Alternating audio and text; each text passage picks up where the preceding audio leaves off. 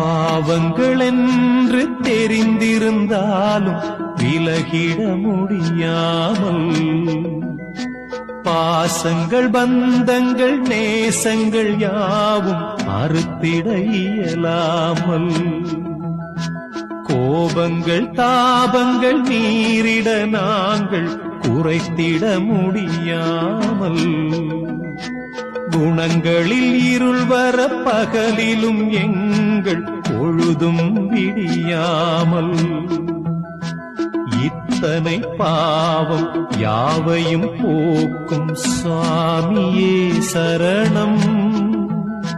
சத்தியமாக சத்தியம் காக்கும் சுவாமியே சரணம். பூமியில் எங்களின் புகலிடம் ஒன்று உன் திருவடி சரணம்.